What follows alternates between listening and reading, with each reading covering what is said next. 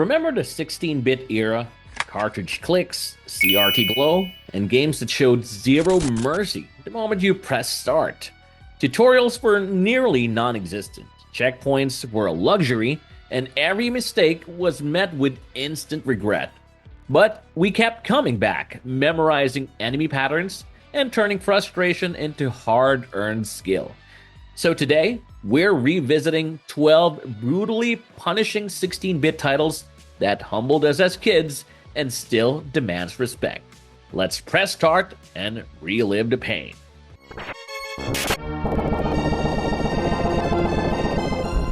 Super Ghouls and Ghosts SNES. I still have a very special kind of trauma associated with the sound of metal armor clattering to the floor. Super Ghouls and Ghosts is the poster child for games that refuse to play fair. It starts with Arthur's Jump. In almost every other platformer, you have some control in the air, but not here. Once you commit to a jump, you're locked in. I can't tell you how many times I've jumped toward a platform only to have a ghost spawn directly in my face mid-flight. There's nothing you can do but watch Arthur get hit, lose his armor, and finish the leap in his boxers. It's humiliating, honestly, but the real middle finger from the developers comes at the very end. I remember the first time I finally beat the final boss after hours of sweating. I was so ready for the credits, but instead the game told me the whole thing was a trap and sent me back to the very first level. To see the ending, you have to play the entire game again on a harder difficulty with a specific hidden weapon. Oh my god, I don't want to play anything like this ever again. That's why you guys should definitely try it. Battletoads and Battlemaniacs SNES. If you want to test the structural integrity of an SNES controller, play Battletoads and Battlemaniacs. The original NES game was already legendary for its difficulty, but this 16-bit follow-up felt like it was designed by someone who hated joy. The graphics are gorgeous and the combat feels heavy and satisfying, but the vehicle sections are where the fairness does not exist. The turbo tunnel variant in this game is an assault on human reaction times. The screen scrolls so fast you're essentially playing a memory game rather than a skill-based one. Look, you can spend your whole afternoon memorizing the exact sequence of jumps and lane changes only to have a single pixel of a speeder bike rub against a wall that hadn't even fully rendered yet. The hit detection is straight up unfair. Hagane, the Final Conflict SNES. Hagane is like a mix of Shinobi and Strider, but with the difficulty cranked up to a point that you won't like it. The sheer density of enemies is what gets me. They don't come at you in manageable waves and swarm from every corner of the screen. If you aren't constantly cycling through your abilities, you're dead in seconds. Hagane won't give you a moment to catch your breath. The bosses are massive, with patterns that are designed to exploit the slight delay in switching your weapons. It's a brilliant game, don't get me wrong, but it's so exhausting.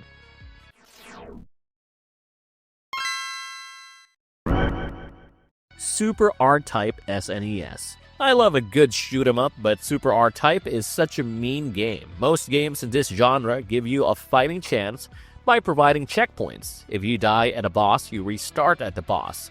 Super R-Type laughs at that concept. If you die, even if you're one shot away from killing a massive alien ship, you are sent back to the very beginning of the entire stage. You'll be reaching the giant battleship level and then die by a stray bullet. Then you'll do the last 6 minutes all over again. And you'll feel pathetic. To make matters worse, the SNES version suffers from heavy slowdown. You'd think slow motion would make dodging easier, but it ruins your muscle memory. When the game suddenly speeds back up, you're dead before you can even blink.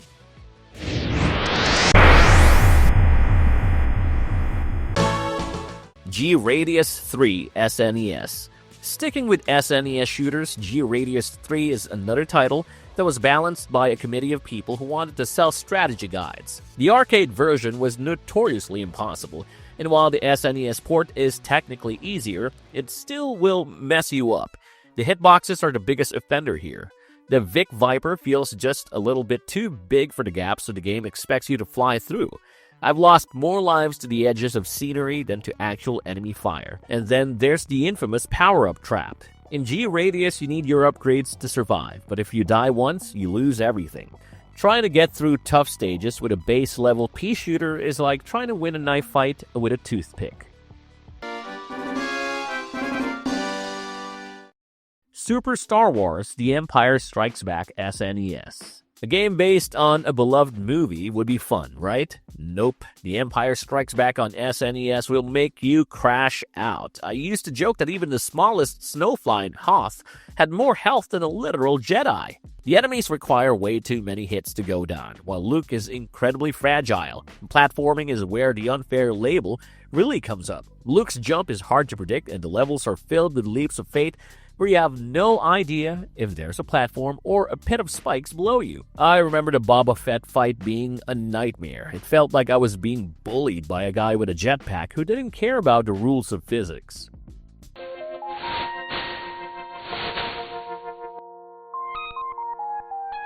Ecco the Dolphin, Sega Genesis. On the surface, Ecco looks like a peaceful game about a dolphin exploring the ocean. In reality, it is a high-stress survival horror game disguised as a nature documentary. You know what? The main antagonist isn't just the sharks and the aliens. It's the damn oxygen meter. The constant need to find a bubble of air makes every single moment a race against time. Just look at the infamous Welcome to the Machine level. There are no checkpoints in this final stretch. If you fail at the final boss, you're sent back all the way to the start. Streets of Rage 3, Sega Genesis. The North American version of Streets of Rage 3 is a good enough example of artificial difficulty. For some reason, when the game was localized from Japan, the difficulty was cranked up to a crazy degree. I played Streets of Rage 2, and it was decent, but this one felt like it was cheating. Straight up cheating. The boss, Jet, is a perfect example of this.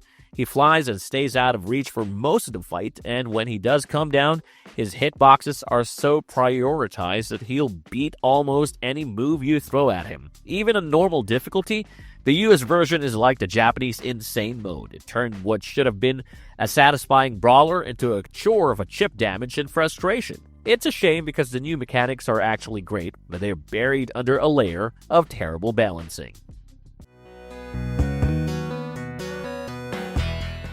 Comix Zone, Sega Genesis. Comix Zone is one of the most stylish games ever made, but it has one mechanic that I find so unfair. You lose health when you attack objects. Yes, not kidding. Every time Sketch Turner punches a crate or a destructible door, his health bar goes down. In a game where your health is already limited and enemies hit like freight trains, punishing the player for interacting with the environment is just plain mean. It is also structured as a series of puzzles that often have wrong answers that lead to instant death or massive damage. Since you only have one life, a single mistake can end a 40-minute run. Dude, Comix Zone is not made for people like me. I'll crash out. Contra Hard Course, Sega Genesis. Contra has always been synonymous with difficulty, but Hard Course is the most aggressive entry in the series. Unlike the SNES Contra 3, which felt like a balanced challenge, Hard Course feels like it's trying to give you a headache. Bullets and explosions are everywhere, with giant robotic bosses that change forms every 30 seconds. Things move so fast that it's often impossible to react to a new threat on your first try. It's a die-to-learn game. You will die to a boss's hidden laser because there was no visual cue it was coming. You will die because an enemy spawned behind you while you were busy dodging an explosion. The Lion King, SNES Genesis. Don't let the Disney license fool you. The Lion King is a monster. I think an entire generation of kids was traumatized by the second level called Just Can't Wait to Be King. The monkey tossing puzzle and the ostrich rides requires a level of precision that the controls just don't provide. It feels like the game is intentionally trying to trip you up. There's a segment where you have to jump on the heads of hippos, and if your alignment is off by a single pixel, you slide off into the water and die. Frustrating AF. Then you get to the Stampede level, which is a trial and error mess, and finally, a boss fight against Scar. You'll waste your time with him, so let me tell you, there is a very specific way to finish him off. I'm afraid that's all I'm going to tell you. No more hints.